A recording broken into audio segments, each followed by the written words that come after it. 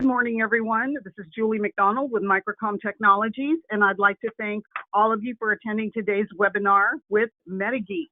Today's hosts are Joel Crane, he is their Enterprise Product Manager, as well as Casey Cappy, he is their Tech Support Lead. They will be presenting today, and if anyone has any questions, please submit them in the question box, and Joel and Casey will answer them at the end of today's presentation.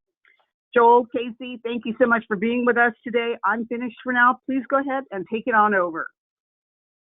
Awesome. Thanks, Julie. We appreciate the introduction. Well, hey, everybody. My name's Joel. Like Julie said, I am the product manager here at MetaGeek. And with me, who's also controlling the slide deck right now, is Casey, who's going to hit next, I think, to show pictures of us or job titles or something like that. Oh, I'm sorry, Casey. I got the slides out of order, but I don't think it really matters. But anyway, yeah, my name's Joel. Casey, do you want to say hey really quick? There we go. Hey, everybody. My name's Casey. I'm the CX specialist here at MetaGeek and have a few certifications here, but Joel has the best certification. And yeah, excited to do this webinar. Joel, I'll let you continue. Sure thing. Now, when you said the best certification, is like that the best certification period? Is that what that means? I just like that it rhymes with 233, CWNE 233. That's pretty special. Well, to demystify for anybody that doesn't know what a CWNE is, I am a certified wireless network expert number 233. There's about 500 of us worldwide now, so the program's grown and grown, and more people have gone through the certification program. Casey's like, I think he's like 90% of the way there. I think he could apply for a CWNE and get it pretty quick here. But Casey's also got some certs. He's a certified wireless network administrator, certified wireless analysis professional. So he studied up how to do packet analysis and things like that. And he's also taken the certified wireless design professional. Those are all certifications that are offered by the CWNP program, or Certified Wireless Network Professional program. So if you watch this webinar and you like what you see and you want to dig more into the world of wireless and you want to get some more knowledge and stuff, definitely check out the CWNP program. I mean, I thought it was gret. Casey, did you enjoy going through the CWNP program so far? Oh, of course. Yeah, it's good stuff for sure. Yeah, I just wish that Wi-Fi Trek could get back to normal again. Yeah, yeah. I'm looking forward to getting back to some good wireless conferences and stuff. But until then, we'll do webinars. How's that sound? So there we go. Awesome. Well, Casey, do we have a slide or something that talks about what we're going to talk about today? I don't even know if we do, but oh, there it is. Yeah. Okay. So yeah, first we're doing a quick introduction right now. In a moment here, we'll talk a little bit about MetaGeek, who we are, where we came from, what we do. And then Casey and I are going to get into a little argument here. We've kind of had this problem brewing for a few weeks now, where we can't decide which is better. Which is better, spectrum analysis or packet analysis? Now, I say that it's packet analysis. Casey says it's spectrum analysis, and I think he's dead wrong about that. Casey, you're wrong, and I'm going to show why. And so what we're going to do is after we talk a little bit about MetaGeek, Casey's going to talk a little bit about the differences between 2.4 and 5 gigahertz Wi-Fi, and then he's going to jump into why he thinks that spectrum analysis is the best, complete with demo, and then I'm going to talk about why I think packet analysis is the best, and we'll figure out who wins at the end of this. And since technically I'm Casey's boss, I think I already know who's going to win, who would better win. So that's a warning, Casey. But no. So cool, Casey. Do you want to jump over to that slide? That's the about MetaGeek slide, really quick. Awesome, thank you. So yeah, we're based out of Boise, Idaho, in the United States. If you don't know where Boise is, then take a look at that map there. You see that little pin up there, up in the Pacific Northwest. We're somewhere between Rocky Mountain and Pacific Northwest. We're kind of this gray area where we can argue that we're one or the other. I say we're more Pacific Northwest than Rocky Mountain related stuff, but anyway, yeah, we're based out of downtown Boise, Idaho. We have a beautiful office down there. Unfortunately, we're not in the office right now because of the current state of things. And so Casey's working from home. I am working from home. This is my home office. But we're looking forward to getting back down to the office here fairly quick. We've been around since about 2006 or 2007. Our founder and company owner, Ryan Woodings, made the very first Wi-Spy and put it on the internet, and could not keep up with orders, and hence MetaGeek was born. And ever since then, we've been making wireless troubleshooting tools, and we've just been having a lot of fun doing this. And we've got some new products in the pipeline we're excited to talk about. We're not going to talk about those today. We're going to talk about what we've got kind of around today. but lots of exciting stuff happening at MetaGeek right now. So with that, I'm going to shut up for a minute, and Casey is going to talk about some of the differences between 2.4 and 5 gigahertz. He's going to set the stage a little bit for his argument for why he thinks that spectrum analysis is the best. Good luck, All right. Casey. Yeah, I appreciate that, Joel. Yeah, like Joel said, we're just going to kind of talk about some Wi-Fi basics here to kind of understand some MetaGeek tools. It's pretty important to understand a little bit about the basics. So I'm going to be talking about Channelizer, which is a Windows software specifically, and basically just kind of breaks down these two bands right now. And we are going to see the introduction. Let's see if this pen works here. We're going to see the introduction of the 6 gigahertz band as well. So eventually we'll see 3 bands, but right now I'm just going to talk about the 2 bands. The reason why I think it's really important to have a spectrum analyzer of some sort is mostly because how much we rely on this band right here and how oversaturated it gets with both Wi-Fi and non-Wi-Fi devices. And this is something, mostly the non-Wi-Fi devices, this is something packets aren't going to catch. So I want to see how Joel kind of handles stuff like this here with packet analysis. Really, spectrum analysis. That sounded a lot like a threat. Really, spectrum analysis is going to capture anything that makes noise on these bands. And working here at MetaGeek for as long as I have, I see a lot of customers are still using the 2.4 gigahertz band, not only for Wi-Fi, which if you're trying to deploy a Wi-Fi network, please try and use the 5 gigahertz band. There's so much space here. The channels don't overlap. It's not competing with as many devices yet, but so many devices are still using this 2.4 gigahertz band, so it's so important to have a spectrum analyzer of some sort. Cordless phones, baby monitors, Xbox controllers, things like that, and just tons of other devices that are basically licensing that space in the 2.4 gigahertz band. You really have to see it somehow, and to see it, you need a spectrum analyzer of some sort.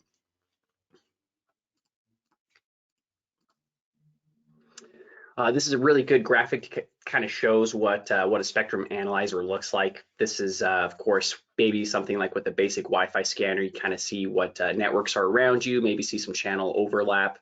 Of course, Channelizer does have a built-in Wi-Fi scanner in it as well, which isn't quite packets, but it does look at a beacon packet to kind of get this information. So again, you don't really need the deep dive into packet analysis, in my opinion. You get a lot of information from just Wi-Fi scanning with the Wi-Fi adapter here.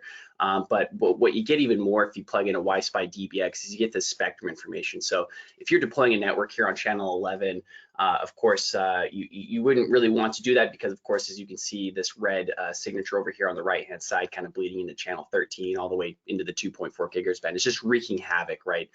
This band is just almost unusable, but at the very least, channel 11 is unusable. You'd want to deploy a network on channel 1. And again, you just need a spectrum analyzer to see that type of information. Just a quick note on Wi-Fi coverage as well, while we're on the note of kind of looking at the beacon from a network to kind of see, how close it is to you and what the SSID is and some basic stats. A lot of people ask me, what a good signal strength is to strive for, and we always like this -67 dBm signal strength here. Anything kind of farther away than that, -70, -80, you're starting to drop packets. You can really only do basic things at -80 and lower, maybe checking email, basic things, certainly not video conferencing or anything like that. And then if you see -30, that means you're basically on top of the access point. So if you see anything, -30, -40 dBm, you're pretty much right next to the access point. That isn't necessarily better. We like to strive for that -67 dBm signal strength, basically. And I'll kind of quickly go over these slides here because I think we only have a half hour here. So the tool I'm going to showcase is called Channelizer. It's a Windows only application. It works with this Wi-Fi DBX. This is the actual spectrum analyzer right here, and this is what I think is just so important for anyone to have in their tool belt. Again, it kind of shows you the sum of all activity here on a channel. And again, we pair this with Channelizer software, and I think this is pretty much what anyone and everyone needs if they're deploying Wi-Fi networks. It's the first thing you should pull out, and it's usually, in my opinion, the last thing you need to pull out, right? I would say this covers about 80 to 90% of Wi-Fi related issues, and you'll be able to see things. But we'll see what Joel has to say about packets after this.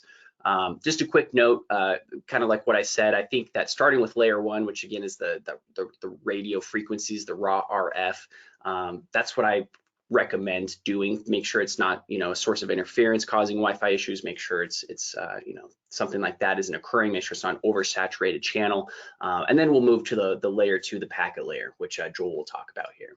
Oh yeah, sure. Start with the spectrum. I see how it is. So one cool thing about Channelizer as well, which you can't do with the packet capture tool, is you can locate sources of interference. So if you're not sure where something's coming from, and this is non-Wi-Fi, by the way, so if you do have like a cordless phone, a baby monitor, some sort of RF, you know, maybe a signal jammer or something like that, which I'll showcase here soon, you can actually find it with Channelizer. With packets, you kind of have to rely on signal strength. Maybe Joel will have some tricks, but at least with a Wi-Fi DBX and a directional antenna, you can pinpoint exactly where something's coming from. Again, those old kind of cordless 2.4 gigahertz phones, it's probably what this signature is. They just wreak havoc like this, and sometimes you don't know where they are exactly, especially if you're in a customer's location.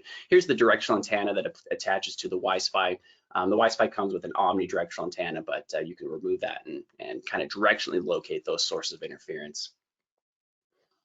Again, what Channelizer has a Wi-Fi scanner tacked onto it, so you can kind of see the signal strength of networks and see information about it. You don't need to get all fancy with the packet analysis. You just need to look at the beacons and basically try and figure out where those networks are, make sure there's no overlap with your network that you're deploying, so on and so forth. So Channelizer kind of does it all in one package. The coolest thing about Channelizer, which IPA is getting close to this, but it's not quite. I think Channelizer is basically the most advanced tool in this regard, is it has a waterfall view over here on the left-hand side. You can see it.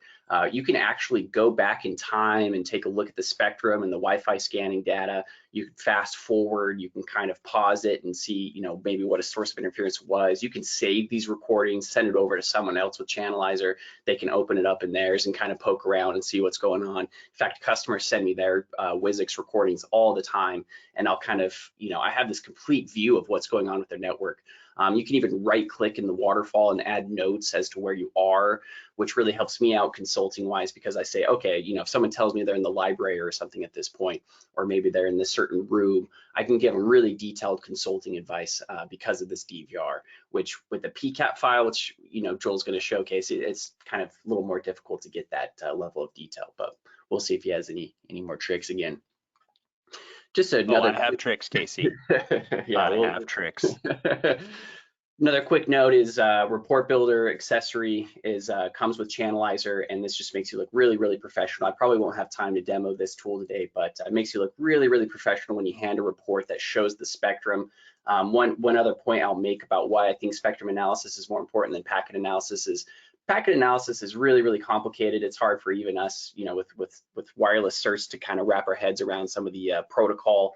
This is as easy as it'll get for a customer to understand like what's going on. Layer 1 is going to be something that you know, if you're kind of deploying networks or kind of, you know, working on end users networks, maybe you have customers yourself, this is probably going to be the easiest thing for them to understand. When you show them a picture of the spectrum and the Wi-Fi channels being used, and you show the interference and maybe show before and after you work on it, by far and away the most professional looking reports will come from Channelizer, and it's basically the easiest thing to understand. Packets are difficult to explain to a customer for sure. And again, yeah, keep talking, Casey. Yeah, hopefully you have enough time to showcase your points here, Joel. It's really important to have it. I hope you run out of time. I hope you can't finish your presentation. We'll see. It's really important to have a spectrum analyzer, because something like a microwave, for instance, these Wi-Fi devices, they're really, really polite. That's just baked into the protocol. They're going to wait their turn to talk on a network if they see a non-Wi-Fi device talking, right? So if they see this microwave, they think it's a Wi-Fi device. They think it's an iPhone. They think it's an iPad, whatever. And so they're going to politely wait until that microwave is done cooking a burrito until they start using the network. So it's really, really important in that regard to have a spectrum analyzer like that. Some examples real quick. Baby monitors are frequency hopping. So again, I'm going to keep nailing this with Joel. A packet capture tool is not going to see a baby monitor, right? It's not using Wi-Fi protocol. There's no packets to capture here. You have to have some raw RF spectrum analyzer to capture something like this and know that it's wreaking havoc on your network. And you can see the traces here still in Channelizer, right, in the waterfall view. So really important to have something like a Wi-Fi DBX and Channelizer to see something like this. Bluetooth is frequency hopping as well. You know, packet capture won't capture Bluetooth. It's using a different protocol. You would need a different protocol adapter at least to capture packets for Bluetooth. I'm sure they exist out there, but I'm not familiar with them.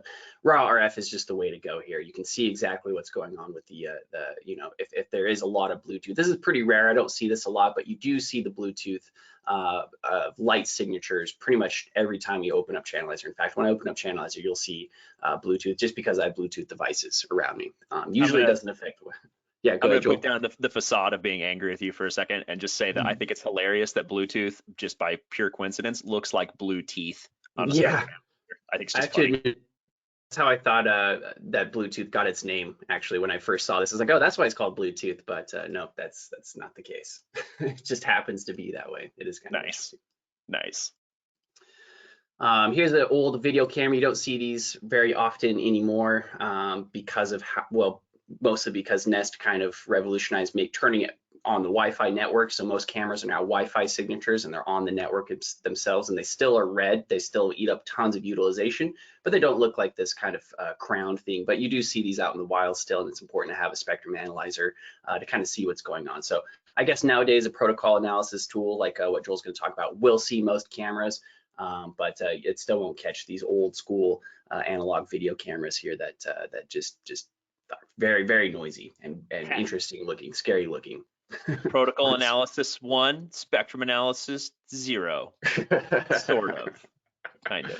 So with that, I'm going to go ahead and demo Channelizer here. Oh, looks like I haven't logged in quite yet into my VM. I am using a VM software to demo these tools. And you know, I do recommend if anyone's on Mac using, you know, VMware or Parallels, a tool like that to basically run Channelizer. And what I do is since I have everything plugged into my computer, I'll kind of show you. I'm going to plug in my Wi-Fi DBX, which again is the spectrum analyzer. And then because I'm running it in a VM software, you do have to have a network adapter. Unfortunately, VMware and Parallels is not able to use the Mac built-in Wi-Fi adapter because that's being used on this side, right? The Mac side that's currently, you know, being used to give this presentation, for instance, on my personal machine. So you do have to connect up a second device. So I'm going to connect just an 802.11n Wi-Fi adapter that I have, which again doesn't see the 5 gigahertz band, but it's a really good adapter to kind of scan. Oh, there's Signify.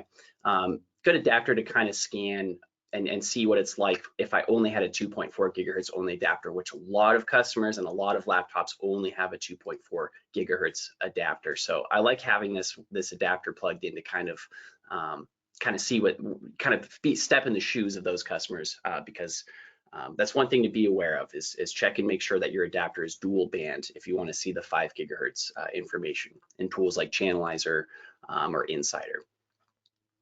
So as soon as you fire up Channelizer, it's going to connect to the Wi-Fi here, and it just starts providing all this information, super helpful information. You don't need packets for a lot of this stuff, right? Here's my network, Kathy 5. If I place a check mark next to it, it's going to show it here on channel 11. I have 3 access points actually. We'll see if my adapter can see all of them. And again, this is a 802.11n only adapter. Channelizer gives us the information here. So I'm only going to see my 2.4 gigahertz access points or my 2.4 gigahertz radios. I'm not going to see the 5 gigahertz stuff right now. So it starts off sweeping the 2.4 gigahertz band. We actually have a ticket here pretty soon with our engineering team to just start off on dual band. It just makes more sense to kind of sweep the entire spectrum.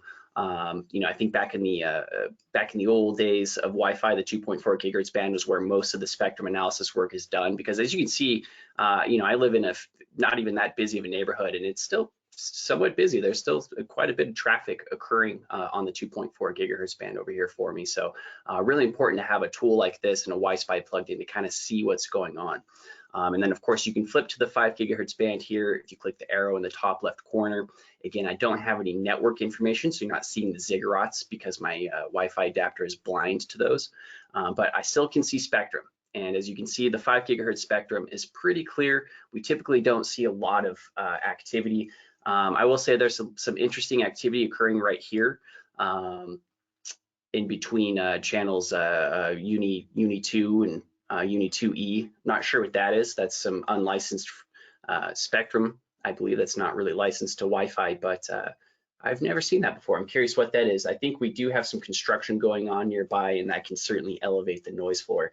And again, if you have construction or heavy HVAC equipment, that can even cause interference, and you would see that with the Wi-Fi, and that's not something a protocol analysis tool is going to show you.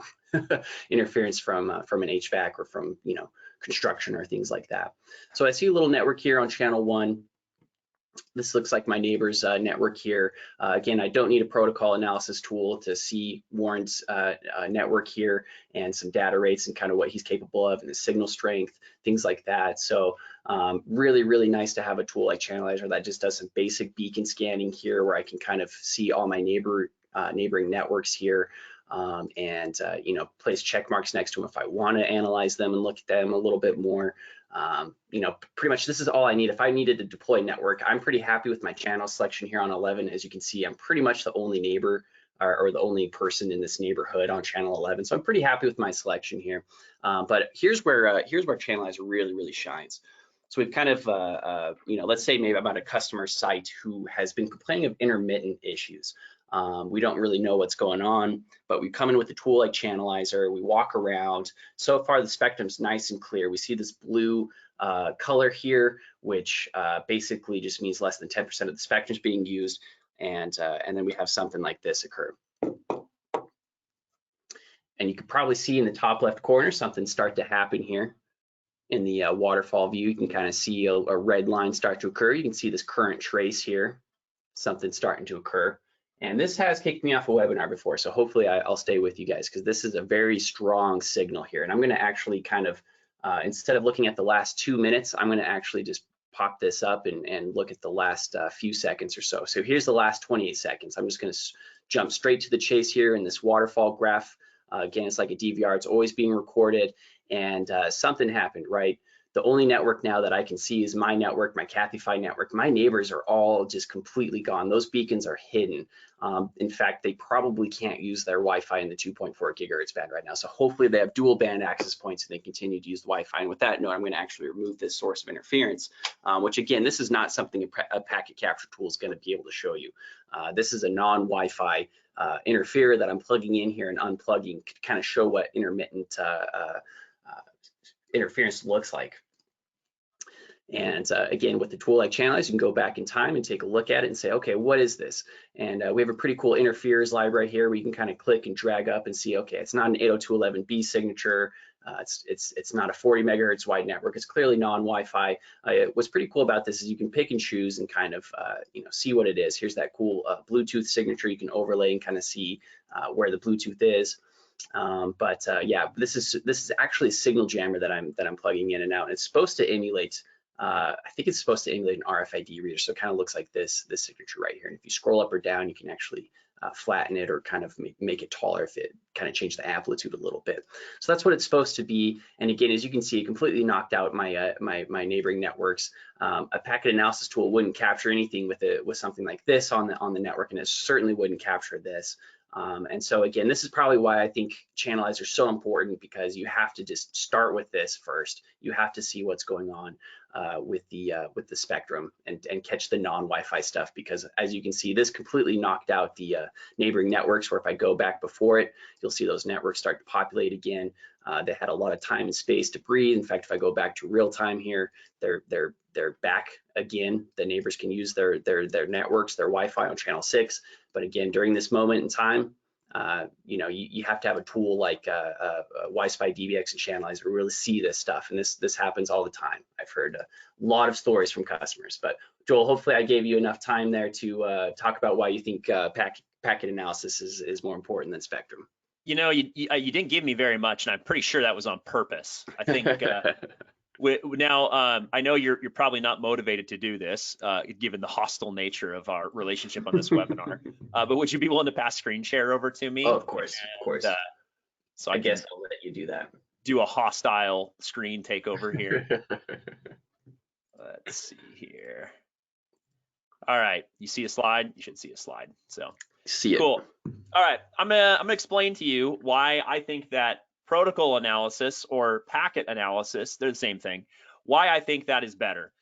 So real quick, last comparison that I want to make between spectrum analysis and packet analysis is that with spectrum analysis, you basically get to see the raw radio frequency activity in the spectrum, right? You get to see the raw RF, and that can tell you the sum of all activity on the channel. Like it can tell you how busy a channel is a channel being used 30% of the time, 40% of the time.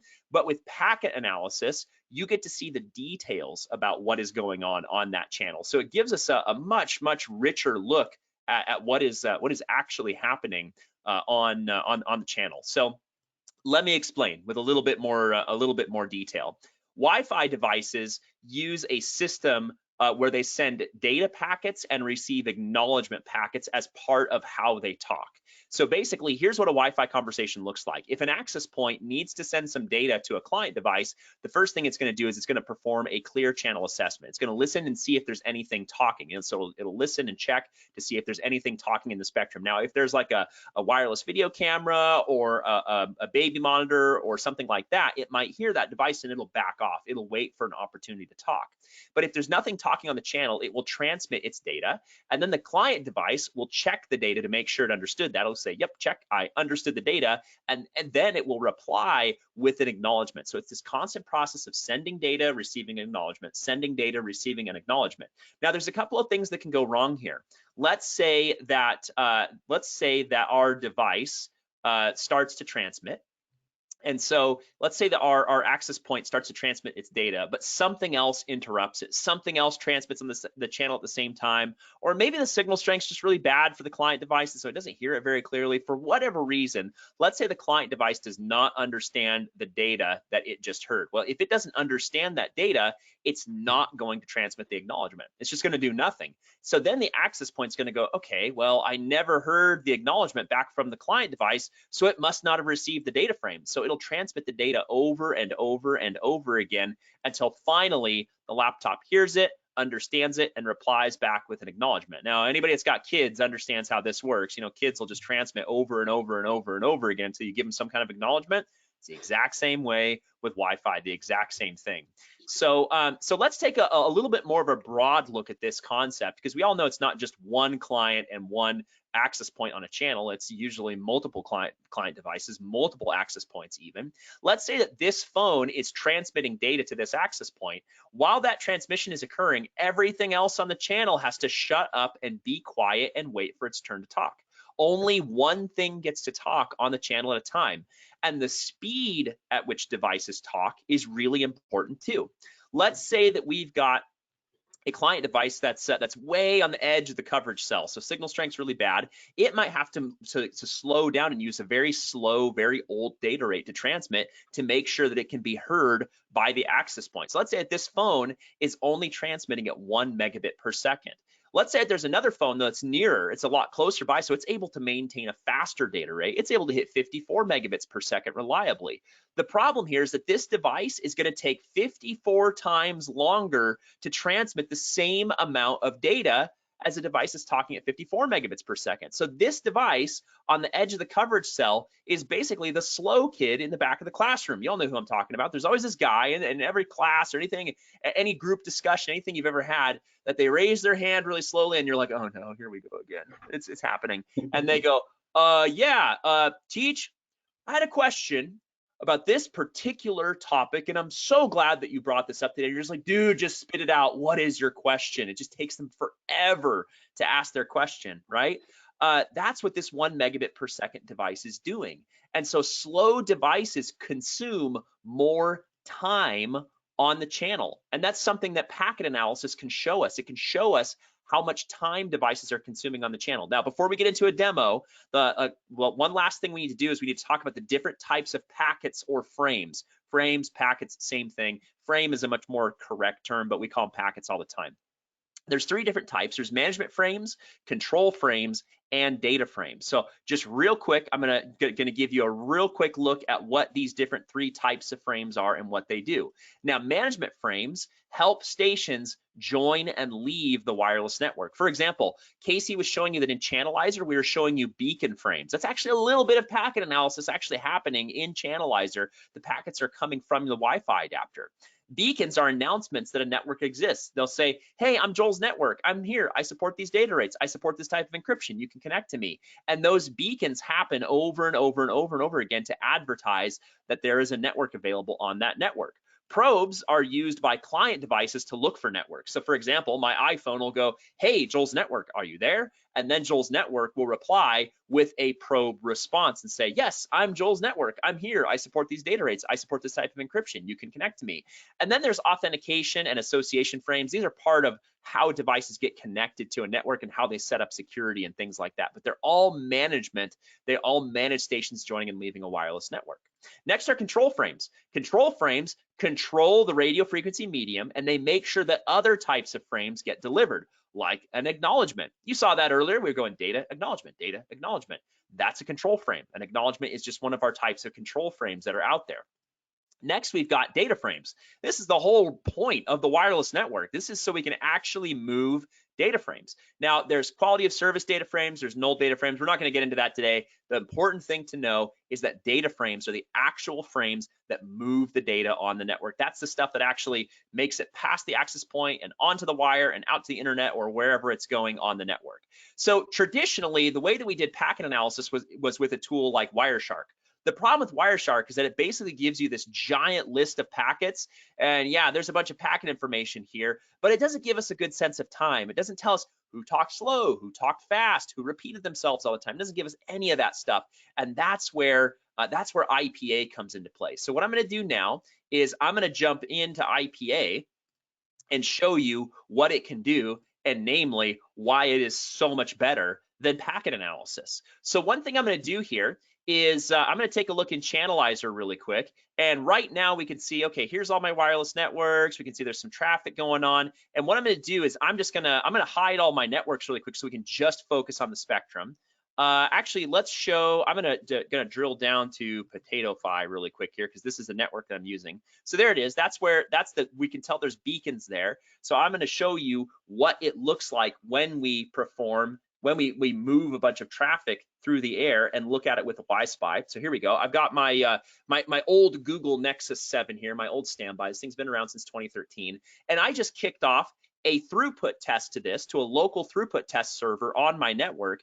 And you can see the traffic that this Nexus 7 has created here on channel 1. If we go to the channels graph and we look at channel 1, we can see that channel was consumed about 28% of the time. So during let's shorten our time span, actually, it'll give us a much clearer picture here. Let's hit the pause button. We can see that during that throughput test, we used the channel 75% of the time. But was it only one device that used that channel? What if we're in a dense environment where there's hundreds of devices? Who's using the airtime? What's going on? We don't know. All we get from a Wi-Spy is we just know how often the channel was used. That's the limitation. I feel like I'm almost suggesting that you don't buy a Wi-Spy right now. I'm definitely not doing that. We want your money. We'll bring it full circle here in a minute. So then let's do a packet capture. Let's actually use a Wi-Fi adapter. I'm actually just using, it's not quite this adapter. It's out of reach here. I can't quite reach it, but it's just a plain old normal off-the-shelf Wi-Fi adapter that we support in IPA, which is our packet analysis and packet capture tool that can listen to all the packets on the air, capture them, and then show us the results. So let's start our packet capture really quick. So now we're listening into everything that's going on. Now I'm going to start my throughput test from my old Nexus 7 Android tablet here, and we can see that we've got about 7,000, 8,000, 9,000, 10,000 packets that we've captured here. And I'm just going to let that run. And okay, we're now done with our throughput test. So notice that we're still getting some packets, but it's not crazy like it was before. So we'll stop the packet capture. IPA is going to open up that packet capture, and it's going to show us in a couple of ways how much airtime was consumed by any device that we happen to hear on the channel.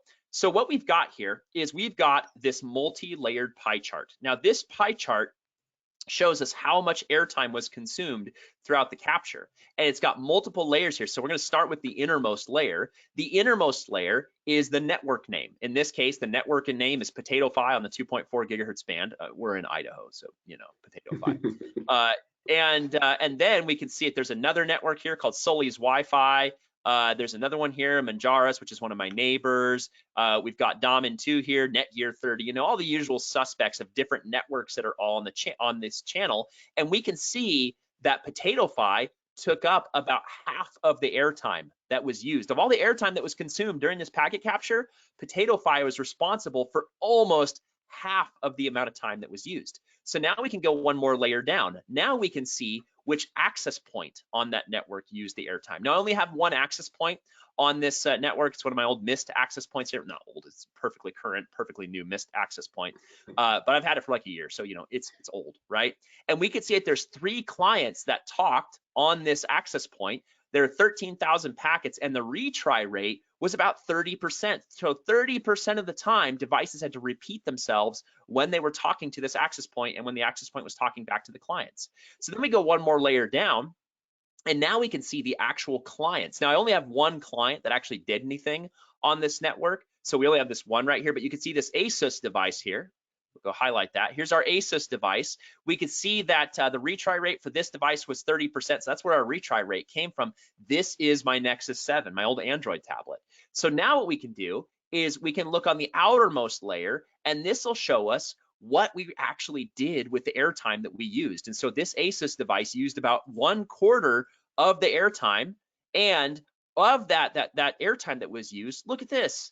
This is blue. This is the actual data right here. This device, what's like that? What is that? Like 1/16, maybe an 1/8 of the airtime was actually used with data. The rest of it, this was all management overhead. So what I'm going to do now is let's actually click on this device to drill down into it.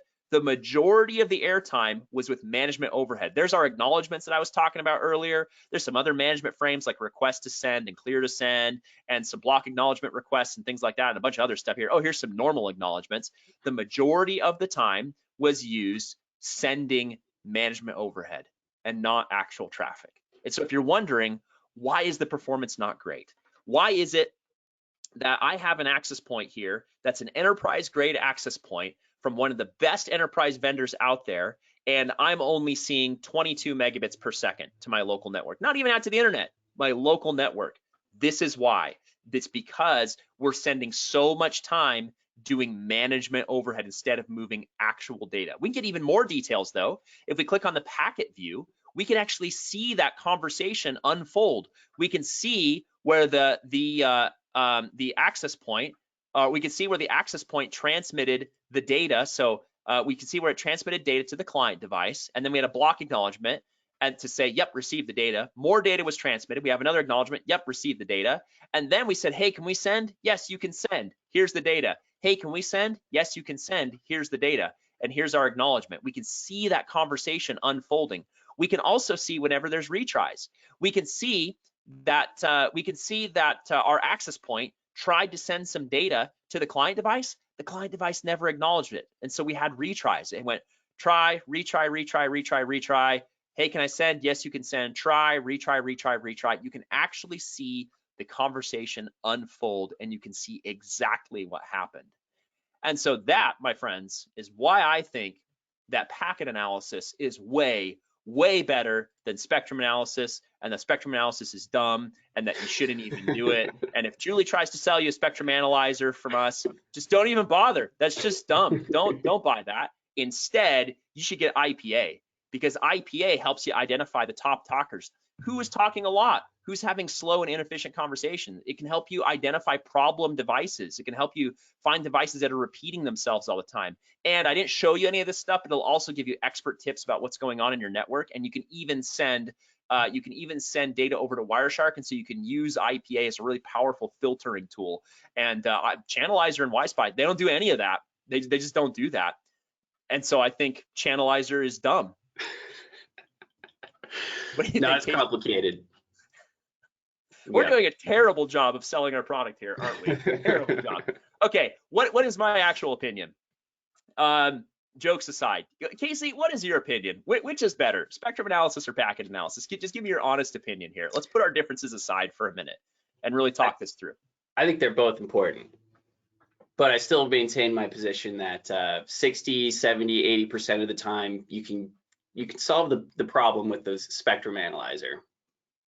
I think usually you don't have to dive into packets, but sometimes you do, especially for the big jobs, the enterprise jobs, for sure. Yeah, I will concede on this actually. I think that you're right. I think that you're usually going, well, shoot. I mean, if you look at one of the slides that we've got in here, is the troubleshooting process. I always start with layer one. I love packets. They're so much fun. But if you're trying to fix a network problem on the wired side, Casey, what's the first tool you should do if you plug a computer into a network switch and your computer doesn't have any kind of connection, it doesn't see that a cable is connected, even though the cable is plugged in? What kind of tool do you use? What's the first tool that you use to fix that problem? I would use put you on the spot. Yeah, I would use a packet tool. I mean, I know there's like even Wireshark can actually look at packets and make sure that you're actually getting something, right? Do you remember that? Do you remember that scene on Parks and Rec when that somebody was sick in the office and Andy Dwyer's like, I looked up your symptoms on the internet and it says that you may be experiencing connectivity problems. Totally ad-libbed line, by the way. That was the best line in the entire show, and it was ad-libbed. So the writers were so angry. They're like, we didn't even get to come up with that. You know, he just came up with that. If you plug into a network switch and things don't work, the first thing you're going to do is test the cable. I mean, do you even have copper all the way to the switch and back? You're going to use a cable tester. The same is true with Wi-Fi. If you're having trouble, the first thing I'm going to always do is look at a spectrum analyzer to make sure the cable is good. The cable in this case is the spectrum. And then if it doesn't look like there's any non-Wi-Fi interference, if things look good, then I'm going to move to packet analysis and start looking at the protocol layer to see what's going on. So that's my troubleshooting process. So I guess the moral of the story is, which one is better, Casey? Neither? Both are better? Yeah, both is good. So yeah, good. Great cop out there, MetaGeek guys. You just instead of actually telling us which one is better, you just said they're both good. Buy both of our products. So thanks for that. So now I think that it is time to take any questions. So Julie, did we get any questions that you'd like to have us hello. answer? Thank you, Joel and Casey, for that presentation. Love the back and forth about what products. Thank you guys so much. Yes, let's get started with questions. First one here. Is it possible that your products will work with other operating systems such as Mac and Linux? Yeah, you know, I mean, I personally, I just think that Mac OS is really dumb. I just don't really use it. Yes, to answer your question, yes, emphatic yes. We've got plans right now to introduce some tools that are going to be cross-platform. Of course, they will be available for purchase direct from Julie. We're really excited about that. Give us 6 months or so. It's going to take a while. We're working with some really cutting-edge technologies to bring our tools to both Windows and Mac OS. Linux is a tough one. I love Linux. Don't get me wrong. I've got Raspberry Pis and Linux boxes all over the place here. You know, like here's a Raspberry Pi compute module on a cool board. Nothing to do with MetaGeek. It just happens to be something I have sitting around here. I love Linux. Unfortunately, the user base, when we've surveyed, we've looked at this, and it's just not going to be cost effective for us to bring our tools to Linux at this time. However, Linux will probably come into play for us in the future, just not in a desktop environment. Think cloud, think server, think the data collection device, stuff like that. So we are going to utilize it. We're probably just not going to bring our tools to Linux in the desktop anytime soon. So, but Mac OS, it's coming. Give us some time. Thank you so much, Joel. Next question here for you. Will you guys support all versions of Windows for the upcoming Windows 11? Yeah. In fact, our founder owner Ryan Woodings, the guy that's founded MetaGeek and he's chief geek here. He's actually been running Windows 11 on his dev machine which is his only machine, I think. He's been running the Windows 11 beta for 5 or 6 weeks now, something like that. And so all of our stuff, Casey's a support guy, and so I don't want to throw him under the bus here and say it'll work, but it should work today. It'll probably work. If it doesn't work, let Casey know, although Casey probably won't be able to fix it. That's going to be up to me to prioritize that with the development team, but it really should work with Windows 11 today. And if not today, we will have it working within a week or two of Windows 11's actual launch. Excellent. Thank you for that, Joel. Next question here for you guys.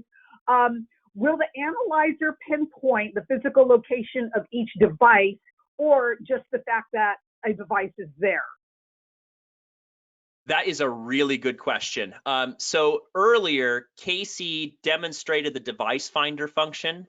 And so if you've got a transmitter of some kind that's like kind of a narrowband transmitter, I'm faking it here, I'm just drawing something in here. If you've got a narrowband transmitter, then with Channelizer, you can select it. So you basically kind of like draw a little box around it to select it. And then what it does is it gives you a signal strength graph. In fact, there's a slide here. Let me see if I can find it really fast. So it'll help you find it by giving you basically a signal strength meter for that device. So yeah, Casey talked about this one a little bit. And there we go. Oh no, that's the wrong slide. Slides, why'd you do that? Okay, you're gonna see behind the curtain here. I'm just gonna go find the slide. There it is. I'm not sure why Google Slides didn't go to the right one for me. There we go. So here you can see Casey selecting a narrowband device, kind of trimming it up a little bit and then hitting the checkbox, and then you get a signal strength meter for this.